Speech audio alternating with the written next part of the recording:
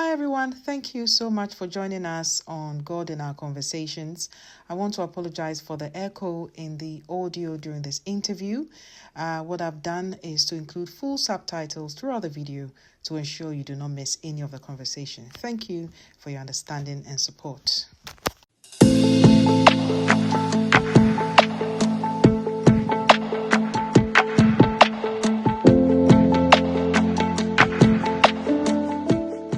My name is Philip Som, and I serve as a deacon in the Church of Pentecost, PIWC, specifically. And I'm with the Aberdeen Assembly. And I think that as a district, we have another local assembly in Kinloss.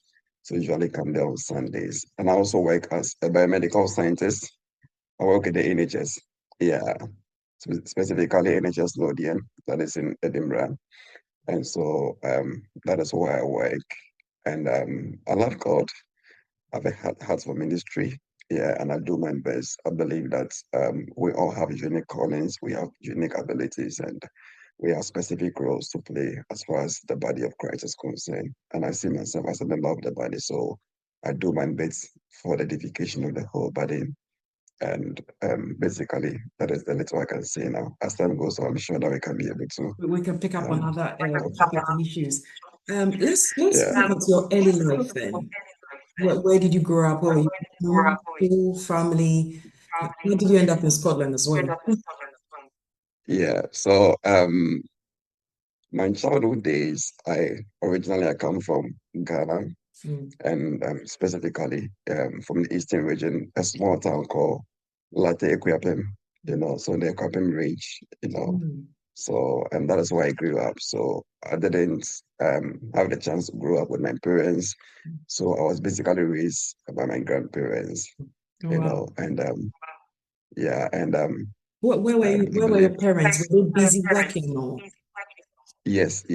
So my dad is a reverend minister in the Presbyterian Church. So they were getting transferred from one place to the other. And so I stayed with my grandparents more. So I was basically raised by them.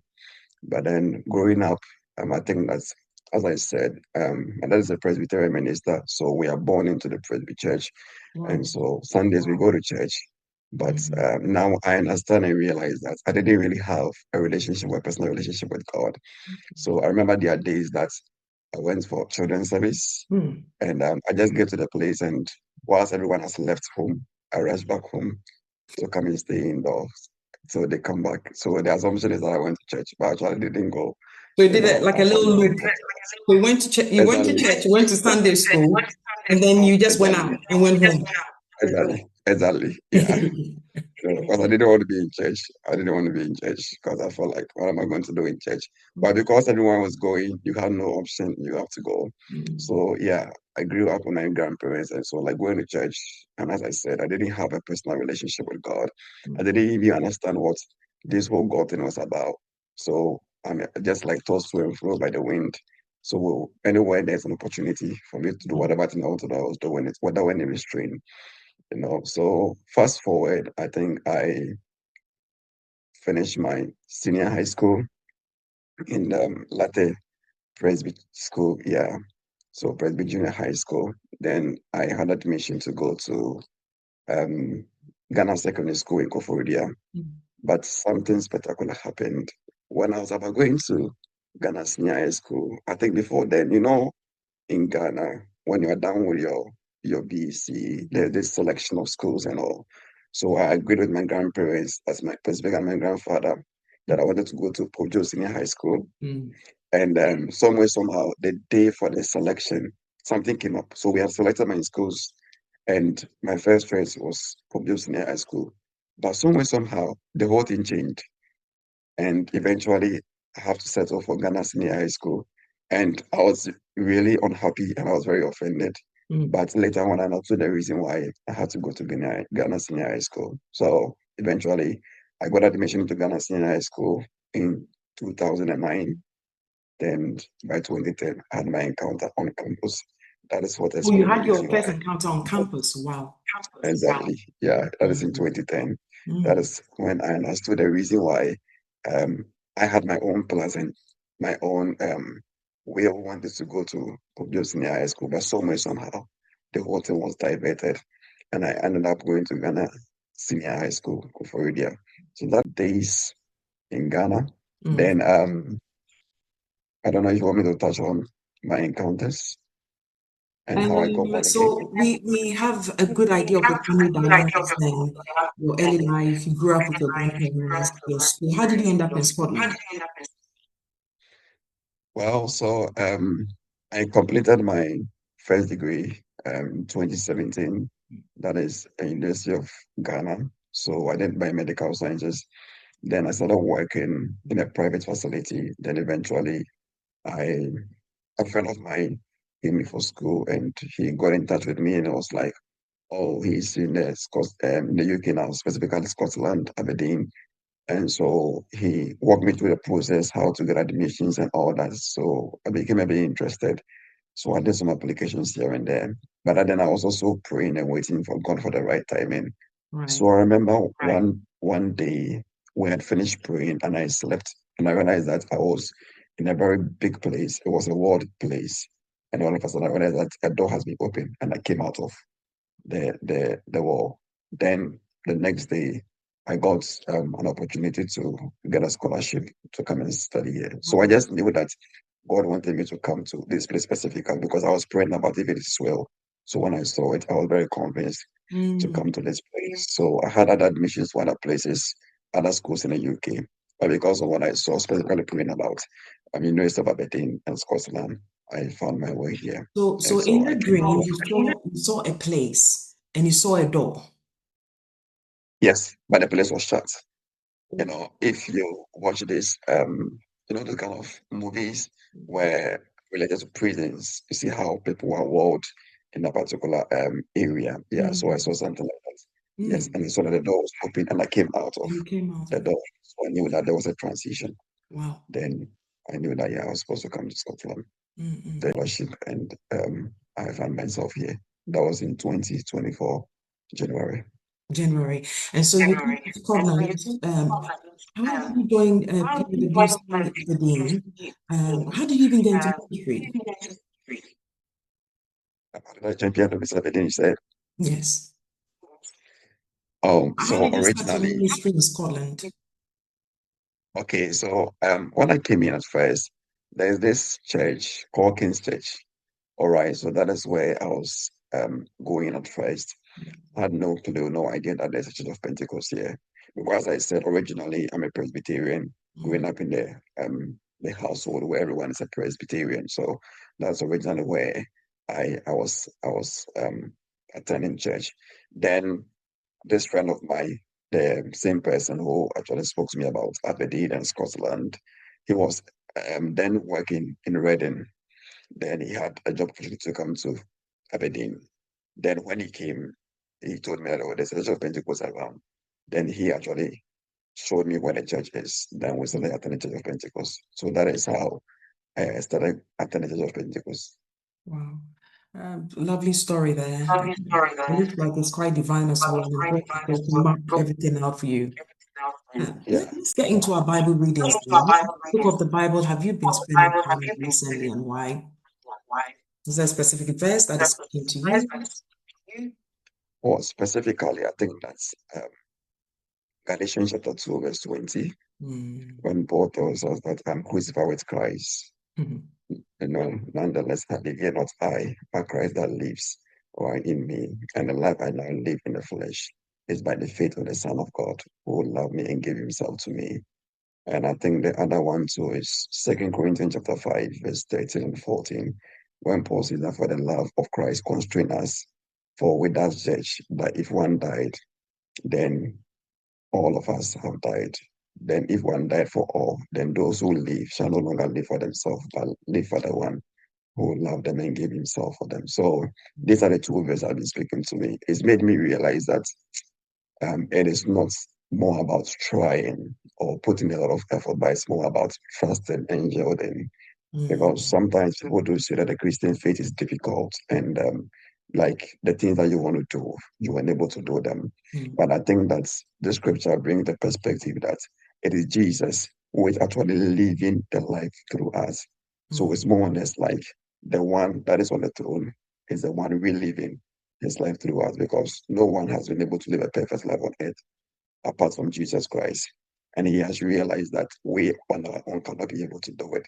So because he has actually gone through the system, gone through this earth and know how things are, as Hebrews chapter 2, verse 17 tells us that he behoved that in all things he will be made like his brethren, that he will become a merciful and a faithful high priest, and he make conciliation and also bring forgiveness of sins for his people. So it tells us that because he actually went through, he is able to bear with us. And so it's about me allowing him to really live his life. So it's not about me putting in effort and trying, but it's about me trusting and with faith, allowing him to live. So more enjoy them for my side. So this is something that I've been pondering on. It's really brought transformation into my life. And I believe that it's worth it.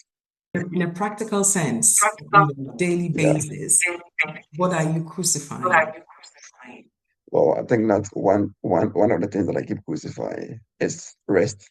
I think rest, because I realize that if you give room to the body or the flesh, it would want to constantly let you do things that will put it at ease. All right, but sacrificing rest is one of the things that I believe that is very helpful. That you don't. It's not as if rest is bad, but it is a place where you can give yourself to constantly sleeping throughout without having a devotional life, without having a connection with God. And how the UK system is built up is about going to work, to the house, and the days goes It's a by very cycle, fast. isn't it? Yeah. Yeah. And the system too is structured in such a way that if you don't become very intentional about keeping up with the walk of faith, you may end up backsliding. So I think personally, I become very intentional about, okay, this time I'm not supposed to be sleeping. I need to wake up. I need to fellowship with God. And as I said, the love of Christ that brings us to that place of fellowship. So constantly, I come to the place where I'm like, okay, it's enough. You need to make sure that you are giving attention to the weightier matters, because you can easily major on the minors, minor on the majors, and you forsake the most important things. And the other thing too is pleasure. Other things too is pleasure. And as I said, one of the things I realized about this particular community or environment is that there are a lot of avenues where you can have fun and you can have pleasure. But as Paul tells us, it's not everything that is expedient or that is good for us, even though it's allowable.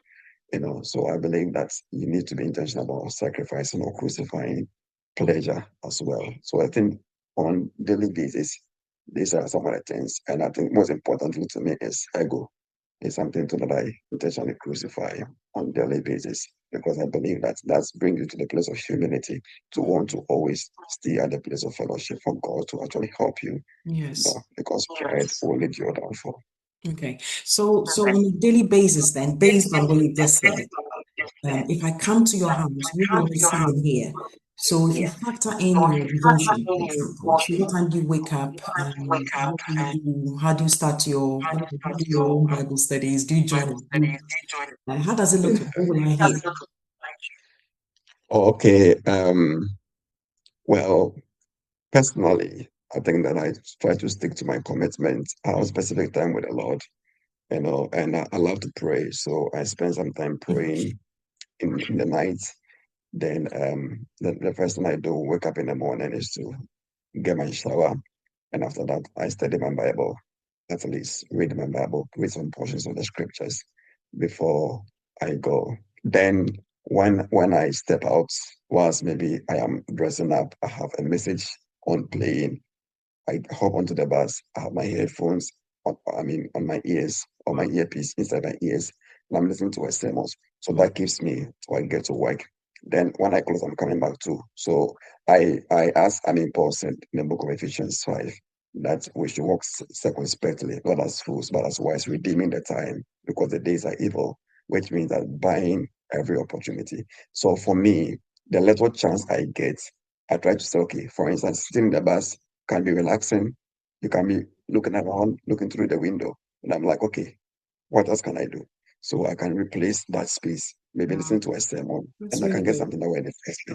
Mm. Yeah, so that is basically what I do. But my daily portions of scriptures, I read that, and also I have a focus. So, for instance, this means I want to learn something new. So, like a book, I take a book, I'll be reading that book. So, like the time that I come back, not doing anything, I try and read portions of the book, and I use that as one to edify and strengthen myself. Wow. So currently I'm reading The King and the Kingdom by Watchman Nee.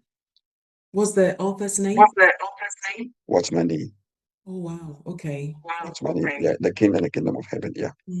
I'll It's a try and search beautiful it and put it exposition. subtitle so the viewers will see it as well. What is it about so far? Well, I think that it's just an exposition on the book of Matthew. So it takes his time to go through the book of Matthew, and he give perspective. It's more or less like a commentary on the book of Matthew, and he introduces Jesus, the King of the Kingdom and the Kingdom of Heaven, and the fact that the kingdom actually started by his coming. And John actually introduced the kingdom, and he came as the very embodiment of the kingdom. And it talks about the principles of the kingdom from chapter 5 to chapter 7, and the parables of the kingdom. It's a beautiful exposition. Yes. Personally, one of the people that I normally read his commentary. And You've it's given really a good edifying. review. I think I'll look for the book as well. Even though you haven't even finished reading it. Okay, so on the bus, you're really engaged, you've got your scriptures going, you've got your music, gospel music going and everything. When you get to work, how do you Yeah. live out your faith then in your workplace or in your community? Well, to be honest, I must say that honestly it's a bit challenging in the UK Absolutely. here, but it's not impossible. And I think that's one thing that keeps me going, as I said earlier, is Ephesians chapter 5, walking circumspectly, not as fools, but as wise, redeeming the time, because the days are evil. So I buy every least opportunity. So I know I'm a Christian, and we have policies that governs our operation at the workplace, that you cannot, they say that imputing or maybe forcing people to accept what you believe, because everyone is entitled to his opinion. So to me, I make sure that I'm open-minded. If there's any conversation that borders on the faith, I'm quick to jump in to bring perspective, because you cannot necessarily go and tell them this and that, this is what you believe. But if there's something, for instance, recently there was someone that I was engaging, and the person was like going for holidays and looks like paradise on earth. And I'm like, what did you say, paradise? So then it became an opportunity for me, for me to start engaging the person about heaven. Then I said, what do you think about paradise? Then I brought in a Christian perspective. Then the person began to realize, okay, paradise, it may mean something else. That maybe it's the place that we are going. If a believer dies, he's going to paradise. So I make sure I keep my eyes closed to the conversation that goes on around me, and make sure that when I get the least chance, I step into bringing my perspective. By so doing, it's a way to inform, to teach, but not just really imputing your faith on people. Another thing too is that being your brother's keeper, because recently I had a woman at my workplace who said that everyone knows Philip, because we are used to people that are grumpy. But as for you, you are always bubbly, you are always smiling, you are always laughing, because I'm intentional about engaging people, checking up on people. Oh, I didn't see you last week. Are you okay? And how are you keeping on? How are you getting on? It's And the things like that. little things, isn't it? Being Exactly. kind. Yeah. Exactly. Yeah. Yeah. I had one lady at work said to me, "Well, you are always smiling. I like how you're always smiling." And I'm like, well, I believe it makes life easier. Then about 3 days time, the lady walked to me and was like, "What you told me the last time has been on my mind the whole week. I've been thinking about it." And I asked, "What do you think? Is it not true?" And she was like, "That is true." And I'm like, "Yeah, as a believer, you have to keep smiling and also create a healthy environment around you." So these are some of the things that I do practically at my workplace, to communicate my faith. And yeah. No, that's really good. And once you mentioned the paradise, let's get into your encounters now. You've had some amazing encounters. When did these things start? How old were you? Um, if my memory serves me right, because I'm going to get the exact date. I think should be about 16 years. I'm sorry, forgive me. I'm a bit bad with dates. Okay. That's my You're a only challenge. teenager. Yeah, I was a teenager. So as I shared earlier, my first ever encounter that I remember was, as I said, when I went to campus, talking about my early days, I planned to go to Pojo Senior High School, but I found myself in Ghana Senior High School. Then that was in 2009. Then in 2010, I remember I used to be a type that would always rush to go to the dormitory when class is over. But one Friday, in a boarding house, we normally have breakfast, then lunch, then in the evening we go for supper. And there's a routine that we follow. So that day we went for lunch, and right after lunch, we go back to the dormitory. But I found myself in the classroom, and I didn't understand what I was doing there because that was not typical of me. For me, right after class, rush back to the Go to the dormitory. dorm. Yeah. Yes. So I found myself in a class. I couldn't go, and nothing was keeping me there. And I sat. I saw some of my colleagues come in, and they stepped out. They asked me, "I'm not going. They are going to play football." And I'm like, "Okay, that's fine." Things that used to excite me, that she would just take me out of the class. They kept saying, "We're going to do this. We're going to do that," and I was not so interested. So I sat on my legs. Then all of a sudden, I felt this very cold breeze. It was very literal, literal. I mean, people that live in the UK can relate to that. Sometimes when you stay indoors with a radiator or the heater on, and you step out, And step outside. especially on a snowy day, how sometimes you can That just wind chill. Yeah. exactly, you know, it just surrounded me like that, Wow. and all of a sudden I became so sober, and it was like the very things I was doing was just playing one after the other. And it was like what coming to my memory, and I was reflecting on those things, and I'm like, was I really doing this? Like I realized that all the things I was doing were very wrong. Then I saw So myself weeping. somehow you started recapping some of the things that you've done in the past, but each Exactly, reflection was nothing good. exactly, Wow. Okay. exactly. Yeah. And it was just like a flashback. And I started Mm. looking at my life. I'm like, no, this is not what I'm supposed to be doing. And so I started regretting for my actions. Then I started weeping. I remember I wept that day, and I cried, cried, cried. And I saw myself kneeling down and confessing my sin. And Wow. I was telling the Lord, that's what I'm sorry, forgive me. And I accept you as my Lord and my personal Savior. But prior to that, I've had people, before I even went to secondary school, people came to me and they tried to evangelize to me, and all of them, I didn't listen to any of them. But when that hour came, I just knew that God was calling me. And so I just gave up everything. And I realized that something within me changed. God changed my heart.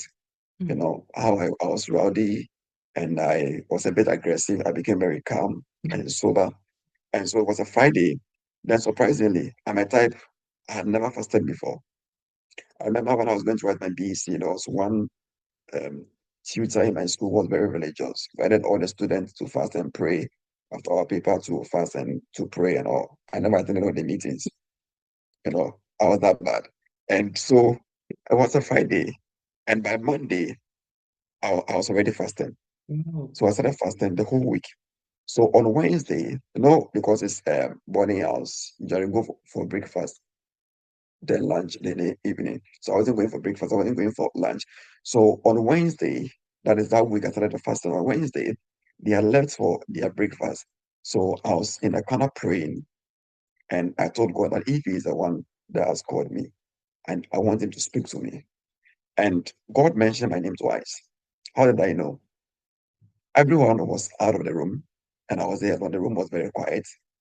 But when we were returning from the dining, or I could hear them coming, and I was hearing their noises, from outside. Then all of a sudden, the whole place went dim and quiet. And I heard my surname mentioned twice, which was very unusual because my classmates used to call me Philip, but my surname is Som. And the name came twice. It's like a voice thrown in the air, and it was very calm and soothing. I don't know how to describe it, Wow. but that was the experience. And again, it was like so it was calm and gentle. I heard it twice. When I came back to consciousness, so I told him someone called me, and no one had mentioned my name at that particular time. So I knew that yes, it is the Lord that has called me at that particular time. And so I started giving myself wholly to him, fasting and praying. Wow. And I was praying everywhere on campus those days. And I remember that I was taken to the disciplinary committee twice because I was praying. So it's my record currently. If you go to Ghana's secondary school, Koforidua, on my file, there's that taken to the disciplinary committee because I was praying, and I think I was praying everywhere. So midnight, I'll be praying. Um, at dawn, I'll be praying, And that was a and problem because were you too loud or you just didn't go to class at all? I was going to class. I think the challenge was like they felt like I was praying all the time at all hours. That's on it's a good record.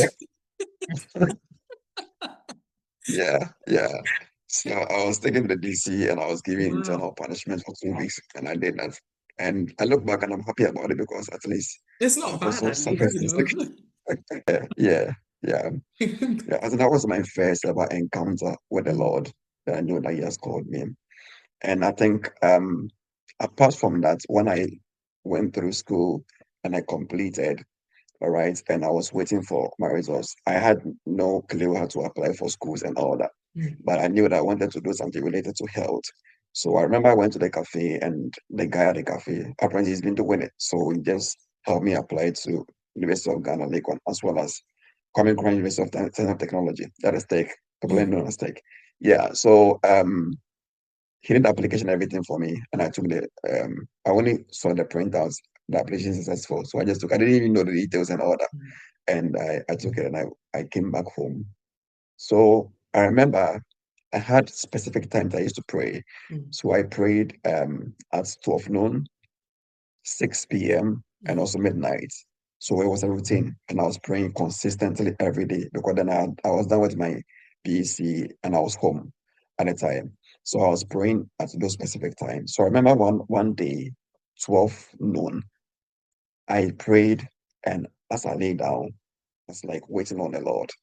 Then the same experience I had previously, I was hearing my folks or my members of the family, and when they were speaking and all, but all of a sudden I couldn't hear any sound again. Then a white cloud entered into my room. My eyes were on. I had not shut my eyes. My eyes were wide open, like I was just looking, and the white cloud entered. And So, the white cloud entered. not to stop you, so this cloud you're talking about, when I look up in the sky, there are so many pillowy clouds. That kind of cloud, or was it different? No, it's the white clouds were seeing. Just like White that. cloud, yeah. And it entered into my room like that. And I couldn't hear the noise from my household anymore. And then a screen appeared, like you see how you watch a TV screen. When a screen appeared, and I saw myself on the screen, and I saw a man, which later I understood was Jesus. And he had held my hand, and he pointed to a place. And he said to me that, my son, I'm taking you to Lagos, Kolebu campus. That's what he said to me. Wow. Then the vision left. Then when I came to consciousness, I'm like, what has happened? So I had to now go and rush and go and pick my printouts for the application. All right. And I checked that, and I realized that my course was biomedical sciences, University of Ghana, specifically Kolebu campus. I didn't even know at the time that Kolebu had 3 different campuses. I mean, Lagos had 3 different campuses. That they had Accra City campus, they had Lagos main campus, and they had Kolebu campus. That is when I realized that they had 3 different campuses, when I went to research about it. So then, before they finished marking the BEC, before the results came out and all that, I just knew that I was going to University of Ghana, Lagos Kolebu campus, and I found myself there. So that is the second major encounter I remember. But prior to that, I think before I had this encounter, there was one, I think during those times of prayer, I remember that was even before my BEC. That was in the year 2011. So what I used to do is that I used to fast latter part of the year from December 25th during the Christmas festivity. While people were eating, During I decided to Christmas? give myself a fasting. Well, like the whole day, or just like up to maybe the afternoon, or Well, I fast the whole day. So I'll do it 25th and 26th, 27th, 28th, with and all 29th, and the chicken and everything. Yeah. Or That's did the you price to reserve it pay. in the freezer and then reheat it? Because you would have missed it. Oh well, I do miss the morning and the afternoon one, but in the evening at least, I guess Oh, 7 days. okay. Yeah. But on the 31st, I do the whole 24 hours, Wow. So I think 2011, I had done the first time for the 31st, I fasted for the whole day. Then I felt like still continuing. So on the first, second, I was still fasting. Then on the 5th of January 2011, at dawn, I just woke up at dawn while I was fasting then. I woke up at dawn and I just felt like going to shower, which was very unusual because I was going nowhere. Then I got up and I went to shower and I came back. I didn't know what was happening. So I came to lie down. Then when I lay down, I had another encounter. And that encounter, what I saw was that the cloud I mentioned just now, a similar one came in, but that one was a smaller one. Okay. And we opened up like that, and the screen came. And on the screen, I could see two hands, and the hands had holes in them. And the hand was waving like that. And it passed That that way. And I motion. saw, yeah, and I saw a table, right? That was served with different kinds of fruits. I couldn't see the beginning of the table. I couldn't see the end of it. A very long table, Did you and say that also fruits? came as fruit. Can you, Yeah, fruits what kind of fruits stood out for you? like grapes. I Wow. saw grapes, yeah, and even the apple fruit that we see. Apples. Yeah, I saw Okay. them. Yeah, yeah, those different Those kinds of two, fruits. those two stands out for you. Yeah, but they were a lot different. They were mixed, plenty of them. But I remember vividly. I remember vividly those ones, Wow. and I couldn't see the beginning of the table, I couldn't see the end of it, you know. And I sought the Lord to really understand it, but I didn't get a whole, picture and what he was communicating about at that time. But I know that as time goes on, it will make more sense. It will make more So sense what to you're saying me. is you Yeah. still don't have the interpretation to what it Well, I means, think or that you do now. one thing that I understood is that it's more or less like it's a banquet, right? That the King of Kings has invited me to. And the first one, I saw his hands and the price he has paid to bring me into that place of fellowship, And as Isaiah tells us that upon this mountain shall the Lord of hosts prepare as a feast, a feast of fat things, And so I believe that Christianity is a place of a feast where we enjoy the person of Christ. And so God is inviting us to come to the place of festivity